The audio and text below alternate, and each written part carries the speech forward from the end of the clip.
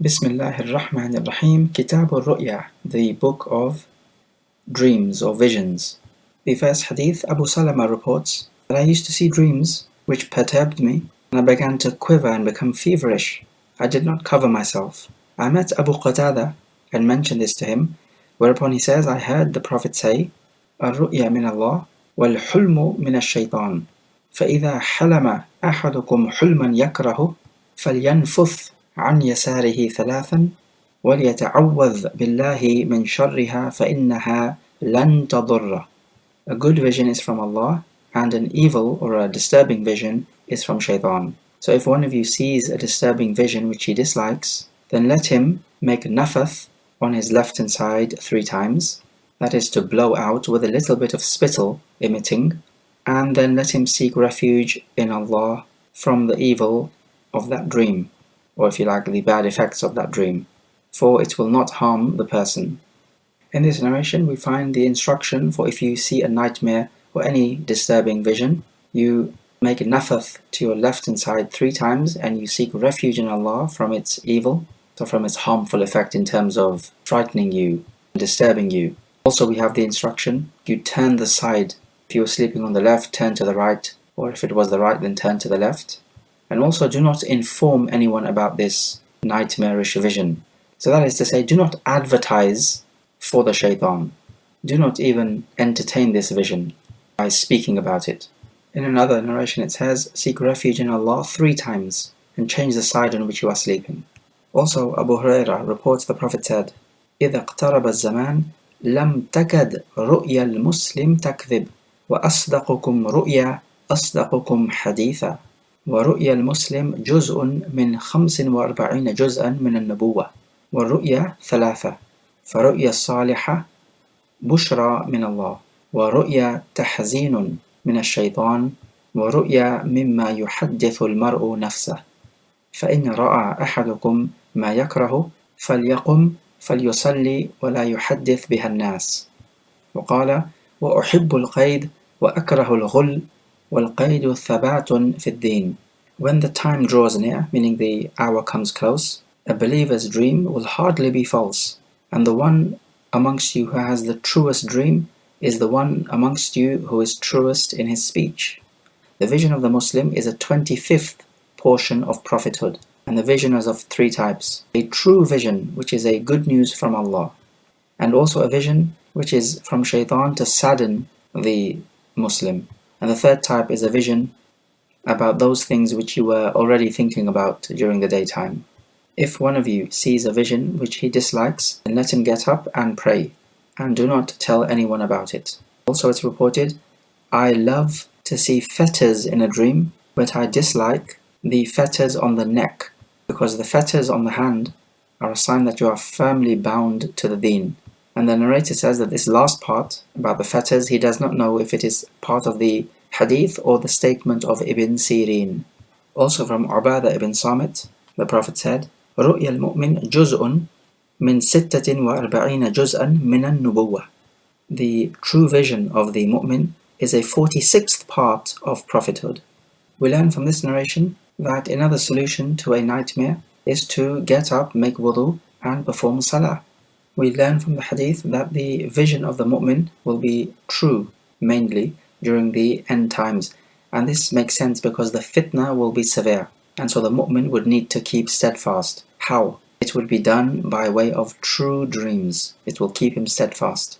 So you can try to imagine how severe the fitna would be, pulling him or drawing him away from his deen.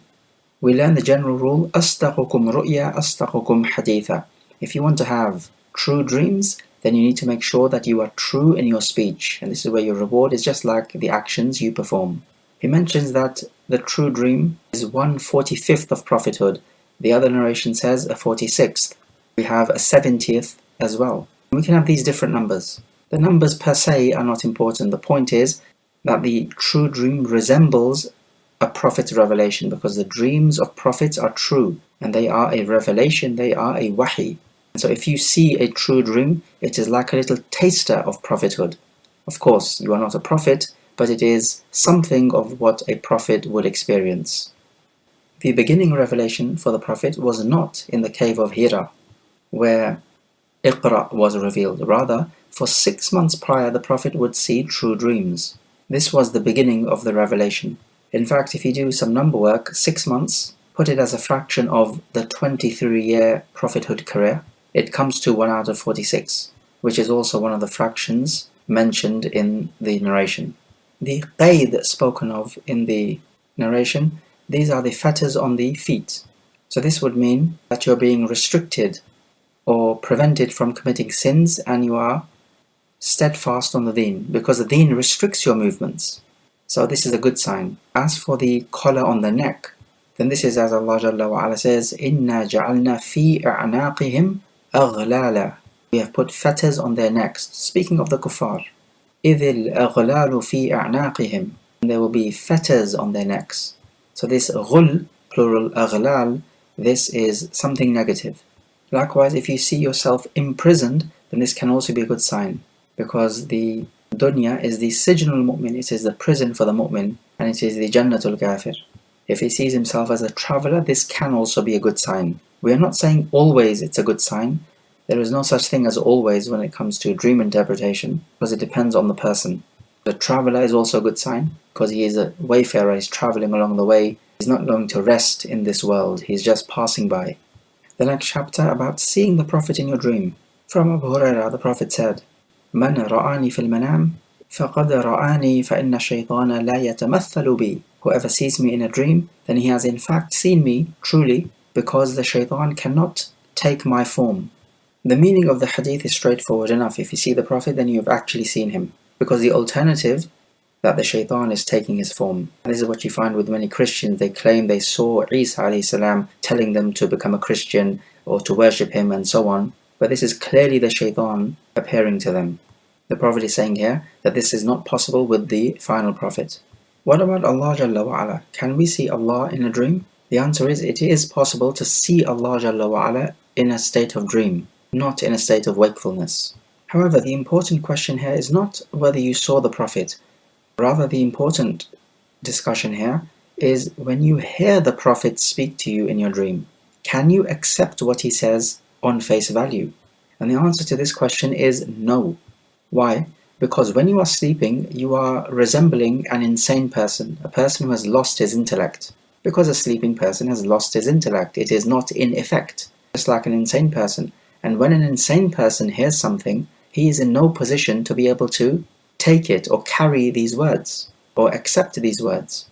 And so we find it has been reported that Jalaluddin as-Suyuti rahimahullah saw the Prophet in his dream, where as-Suyuti was wondering whether a particular hadith is authentic or not, and he saw the Prophet in his dream telling him that the hadith is authentic, and so he authenticated this hadith based on the vision of the Prophet in his dream.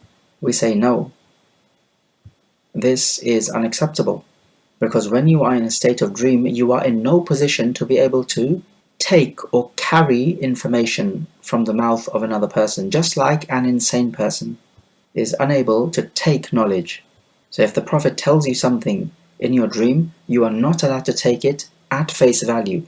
Rather, at best what you can do is to refer it to the Quran and the Sunnah and see if it agrees or not. If it agrees, you can take it. If it does not agree, you do not take it. This is the correct procedure in a matter like this, because your deen can only be taken from the Quran and the Sunnah. Nothing else, not even from the mouth of the Prophet in your dream. And also, another point, virtue cannot be measured with whether you see the Prophet in your dream. The only way to measure a person's virtue is from his actions, the a'mal. Nothing else matters. Also note that if you see the Prophet in your dream, it is only the Prophet if you see him on his actual image. We know how the Prophet looked like. There are many narrations describing to us how the Prophet looked like. So you need to have seen that type of person. So if you see that type of person, and in your dream you are told or you just know that it's the Prophet, and he looks like as he has been described in the narrations, then yes, you have seen him. But you cannot say you have seen him if you just see a person in your dream and it just appears to you or you feel that this is the Prophet. No, you have not seen him if that is the case. Okay, the next chapter, about the shaitan playing with you in your dream. Jabir reports, a nomad came to the Prophet and he said, I saw in a dream that I had been beheaded and I'm chasing after my severed head. To which the Prophet reprimanded him and said, لا تخبر بتلاعب الشيطان بك في المنام. Do not inform us of the shaitan playing with you in your dream. We can take from this narration that the shaitan can play about with you and distress you in your dream. Imagine you having a dream that your head is cut off. This is nonsense and complete folly. The shaitan simply and gratuitously wants to disturb you. The shaitan, however, can appear in your dream in an image other than the Prophet. So he can appear in your dream in your parents' image, for example, or someone else's image. So be aware of that. It is possible. Let's move to the next chapter about interpreting dreams. Ibn Abbas reports that a man came to the Prophet and he said, I had a dream. I saw a shade above me from which butter and honey poured down. I saw people trying to collect of this in their palms. There were those who collected much, and there were those who collected very small amount. I also saw a rope connecting the earth with the sky. I saw you, he says to the Prophet, catching hold of it and rising upwards towards the sky. Then another man caught hold of it, and he elevated. And then after him another man took hold, and he elevated upwards. Then after him another man took hold, but the rope broke. But then afterwards it joined back again, and he elevated. Abu Bakr was with the Prophet, and Abu Bakr said, let me give the interpretation of this dream. And the Prophet said, U'burha, go on, interpret it. And Abu Bakr says, as for this shade, then this is the shade of Islam. And as for this butter and honey that came down, then this is the Quran and its sweetness and its softness. And there are some people who will take much of it and others who will take a small amount of it, just as was seen in the dream. And as for this rope that was hung down from the sky, then this is the haqq, the truth, which the Prophet is upon. And you took hold of this truth, and Allah elevated you. Then there came another man after you, O Prophet, and was also elevated by it. And then the second man after you was also elevated by it. And then came that third man, and it broke for him, but then it joined back up again, meaning the rope, and he was elevated as well. Abu Bakr asked the Prophet, so inform me, may my father be sacrificed for you. Did I answer correctly or incorrectly? And the Prophet said, أَصَبْتَ بَعْضًا وَأَخْطَأْتَ بَعْضًا. You got some correct and others wrong. And then Abu Bakr says, فَوَاللَّهِ يَا رَسُولَ اللَّهِ لَتُحَدِّثَنَّنِي مَا الَّذِي أَخْطَأْتُ. By Allah, you will surely inform me where I went wrong. And the Prophet simply told him, لَا تُقْسِمْ, do not take an oath. We find from this narration the permissibility of interpreting dreams if you have knowledge and understanding to do so, as the Prophet allowed Abu Bakr to do so. Abu Bakr interpreted the butter and the honey to be the Quran.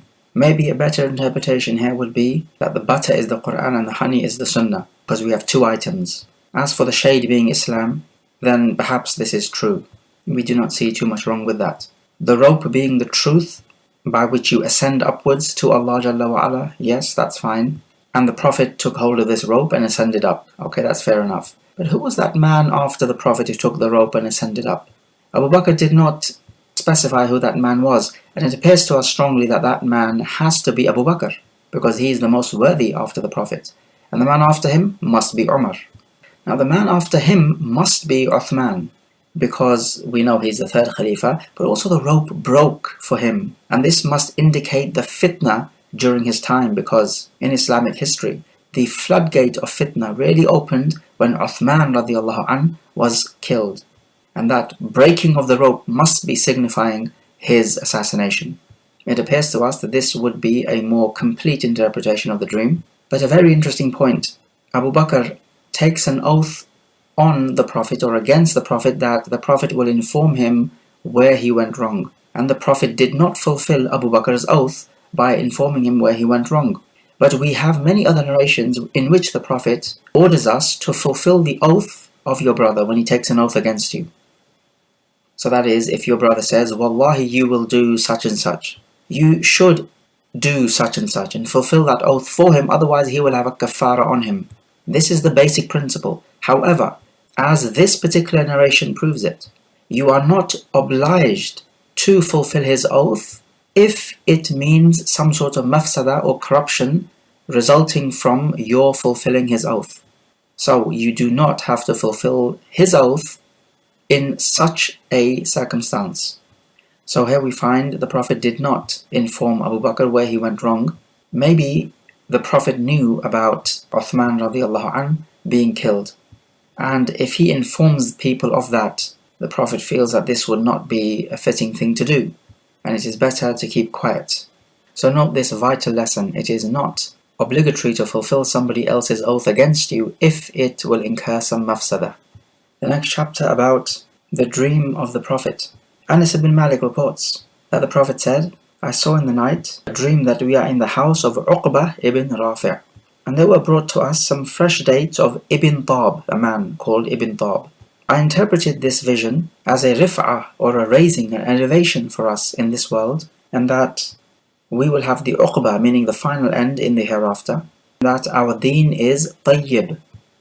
So we find from this narration an interesting form of interpreting a dream. He is interpreting the dream based on the names of the entities or people or items that he has seen. They're in the house of Uqba ibn Rafi'. Rafi' means one who raises. So he's interpreting this that we will have an elevation in this world. And the name Uqba means the final end. So he is interpreting it to be the final end will be for the Muslims in the hereafter. And these dates are brought from a man called Ibn Tab, which has the same root letters as the word tayyib, meaning good. So he says that our deen has become tayyib. He's taken this interpretation merely from the names of the people he has seen. So this is another form of interpretation from the names of the people you see in your dream. As for the previous hadith, this was not an interpretation from the names, that's the narration of the butter and the honey, but rather this was an interpretation in terms of symbols. The butter and the honey symbolizing the Quran and the Sunnah, the shade above symbolizing Islam, the rope symbolizing the truth. And so you find some people taking much of the butter and honey, other people taking less, and so this means some people take more of this deen and others will take less, in accordance with the level of their iman. Another narration from Abdullah ibn Umar, the Prophet says, I saw in a dream that I was using the miswak. Two men wanted to obtain it from me, one being older than the other. I gave the miswak to the younger one, and it was said to me, give it to the older, give it to the older. We find from this narration and this dream of the Prophet that the Prophet is being taught adab, etiquettes, is that you give precedence to the elders above the younger, if you want to give something, like a gift or a miswak. However, if the person you're giving it to is on your right hand side, and he's younger, and the older one is on the left hand side, then you begin with the right hand side. Do you begin with the elder, or do you begin with the right hand side? In this case, you begin with the right hand side. You'll remember the narration where Ibn Abbas was on his right hand side and the elder was on the left hand side, and the Prophet asked permission from Ibn Abbas, can I give it to the left, the older? And Ibn Abbas refused. He says, no, I want you to give me first. So that narration tells us that you begin with the right hand side, even if the right hand side is younger. That narration about beginning with Ibn Abbas, the younger person, was when the Prophet drank and wanted to pass the drink around. So for example, if some guests come around and you want to pour tea or coffee, then you begin with the elder first and then the younger. Also, if a group of people want to speak to a particular person, then precedence needs to be given to the older one. You'll remember the narration of the Qasama, where Abdurrahman ibn Sahal was killed, probably by the Yahud, and then three people, Abdullah ibn Sahal, the brother of Abdurrahman ibn Sahal, and Huwayyasa and Muhayyisa, these three came to the Prophet. Abdullah ibn Sahal wanted to speak, but the Prophet said, Kabbir, Kabbir, make the eldest amongst you speak to me. So the elders do have a level, a daraja, above the youngsters. Likewise, who leads the prayer? If they are equal in everything, then the eldest amongst them would lead the prayer. We also take from this narration that you can share a miswak. So if somebody's used it, you can easily wash it yourself, rinse it, and use it. We have in the Sunan of Abi Dawud that the Prophet and Aisha would share the siwak, so she would use it and then wash it and give it to the Prophet to use. And it is interesting that that narration in Abi Dawud says that she would use it and then wash it. She did not wash it and then use it. And this is so that she could take some of the saliva of the Prophet. Also in the chapter from Abu Musa, he reports that the Prophet said, I saw in my dream that I was about to migrate from Mecca to a land abounding in palm trees. I guessed that maybe this land is Yamama or Hajar, but behold, it was Al-Madinah, Yathrib, that's the old name of Al-Madinah. I saw in this dream that I was brandishing a sword. but the upper end of the sword was broken, and this represents what befell the mu'mineen on the day of Uhud when they lost the battle. He says, then I brandished it again, and it was all right, it did not break. And this is what is indicated by the conquest of Mecca and the congregation and the unity of the Muslims. And I also saw in this dream cows, and this is something good. And these cows represent a group of the mu'mineen on the day of Uhud, and the reward which Allah Jalla wa Ala brought after the battle of Badr. Notice in this narration, as well as the narration of the butter and the honey, we have things breaking, and this normally indicates a calamity. In the narration, the Prophet's sword broke. In the other narration, the rope broke. They are both indicating a calamity. Notice also cows in the dream. It indicates something good, because cows bring much goodness. In terms of milk, in terms of meat, there is much barakah in cows. And so cows are representing the Sahaba, because in the Sahaba there is also much barakah and goodness. Also from Ibn Abbas, he says that Musaylima al-Kadhab, this person who claimed to be Prophet, came during the time of the Prophet to Al-Madinah, and he said that if Muhammad assigns the Khilafah to him, he will follow the Prophet. A large number of people of his tribe came, and the Prophet met him with Thabit ibn Qais ibn Shammas. The Prophet had a piece of wood in his hand, and he said to Musaylima, even if you asked me to put this wood in your hand, you would not receive it. In your case, I will not do anything against the will of Allah. And if you turn away from what I say, then Allah will destroy you. And verily I see you in the same state I was shown in my dream. And this is Thabit, he will answer you on my behalf. And the Prophet turned away. So here the Prophet is telling Musaylima that even if you ask me for this piece of wood in my hand, I will not give it to you. So how about the Khilafah? We find from this narration that the Prophet was shown Musaylima al-Kadhab even in his dream. Musaylima was a Kadhab, meaning one who lies much, or a pathological liar. He was from Al-Yamama, and he was one of the chiefs of his tribe or people. They would call him the Rahman al-Yamama, the merciful one of Al-Yamama. Musaylima claimed to be a prophet during the final moments of the Prophet's life, right towards the end. And he even had some followers. And he wanted to strike a deal with the Prophet, telling him that he's the Prophet as well. So why don't you agree to this, that I am also a Prophet, he's saying. And then you, O Prophet, can have the area of Hijaz and what is around it, and I will have Al-Yamama and the area around that. So he wanted to negotiate with the Prophet and take half the region. We know what he was after. He was simply after a land grab and power. He's a complete materialist who has no fear of Allah Jalla wa Ala. And this was merely a political maneuver, nothing to do with prophethood. The Prophet is saying, I would not even give you this piece of wood, still less the Khilafah after me, and still less let you share in any land.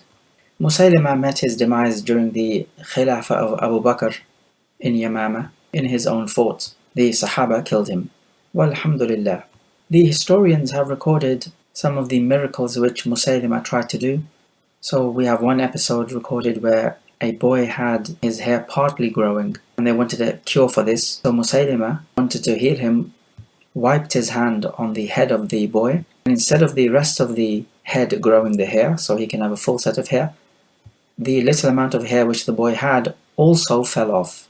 So it's the complete opposite to a miracle.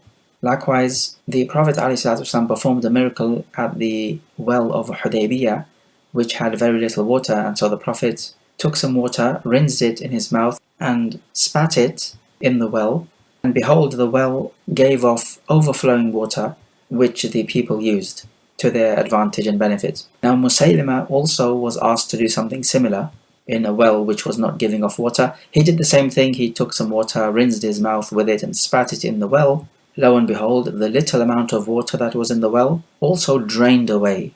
So if these narrations are authentic, then this would not be a surprise. As for if these narrations are not authentic, then it matters not. We know he is a liar. Also from Ibn Abbas in the chapter, Ibn Abbas says that I asked, what is the meaning of when the Prophet said, you are just as I saw you in my dream? And we came across those words in the previous narration. And Abu Hurairah reports, in responding to this, that the Prophet said, while I was sleeping, I saw in my hand 2 gold bracelets, and they were disturbing me, and it was suggested to me that I should blow over them. So I blew over them, and they disappeared. I interpreted these 2 bracelets as 2 great liars who would appear after me. One amongst them was Al-Anasi, who comes from Sana'a, and the other Musaylima, who comes from Al-Yamama. Both of these, Al-Anasi and Musaylima, they both claimed prophethood, and their da'wah came to nothing in the end. If they are remembered, it is always in a negative context. The last hadith of this book, from Samura ibn Jundub, he says when the Prophet performed the Salat al-Subh, he would turn to face us and he would ask, هَلْ رَأَى أَحَدٌ مِّنْكُمْ الْبَارِحَةَ رُؤْيَا? Did any one of you see a vision last night? So why would the Prophet ask this question after the Salat al-Subh? Because if anyone did have a dream, it would still be fresh in his memory, because later on you will be distracted with other work and you can easily forget the dream. That's why early in the morning he would ask them. And in this there is a permissibility of asking people if they had a dream and interpreting it for them. But like we said, if it is a nightmare from shaitan, then you do not mention this to anyone, as you do not want to advertise the works of shaitan. Likewise, if the dream is a positive dream that makes you happy and that gives you good signs, then only tell it to those whom you trust, those people who will not get jealous, because as we know, the evil eye is real. As for these other types of dreams, the neutral types which you want an interpretation to, then there is no problem in mentioning it in public, as this narration indicates to us.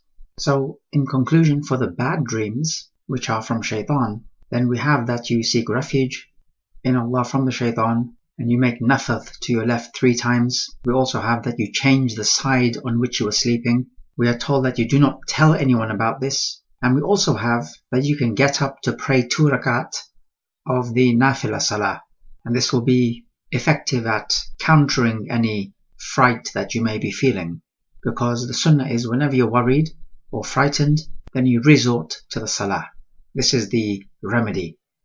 Also from the hadith of Abu Bakr interpreting the hadith and the Prophet telling him you got something right and you missed some others, we may take that if a dream is interpreted, it is not necessarily the case that the dream would manifest itself in real life the way it is interpreted if it is interpreted wrongly. Because we have the hadith in the Sunan, Ru'ya ala rijli ta'ir ma lam tu'bar fa idha ubirat waqa'at. The dream is hanging on the foot of a bird as long as it is not interpreted, but if it is interpreted, it falls, meaning to say it manifests in real life as it was interpreted. But we need to understand this in a restricted sense, and that is to say, the one who interprets it correctly or in a way in which it can be interpreted, meaning a feasible interpretation, because it is possible that somebody gives an outlandish interpretation. Now if that happens, then it will not happen the way it was interpreted, meaning in this outlandish interpretation. And also note with regards to dream interpretation, many people who are skilled at dream interpretation, they take their interpretation from what has preceded from the Quran and the Sunnah. For example, a piece of wood or a block of wood may be symbolizing a munafiq, because Allah Jalla wa Ala says about them, كَأَنَّهُمْ خُشُبٌ مُسَنَّدَةٌ, as if they are blocks of wood held upright. Or for example, seeing a mouse could represent an evildoer, because the Prophet called a mouse a fawasiq, a little evildoer. Likewise, a bottle, meaning a glass bottle, may indicate a woman, because the Prophet said to Anjasha, who used to drive the camels along with his singing voice, Rifqan bil qawarir, be gentle with the bottles, referring to the women, because they are more delicate, and so on. The actual individual examples are far too numerous. Okay, let's take some review questions. So question number 1. What are the 3 types of dreams that the Prophet told us about? Question number 2. What are the possible measures that can be undertaken when seeing a disturbing dream from the shaitan? Question number 3. If you see the Prophet in a dream and he tells you something, can you take that at face value and act on it? Explain your answer.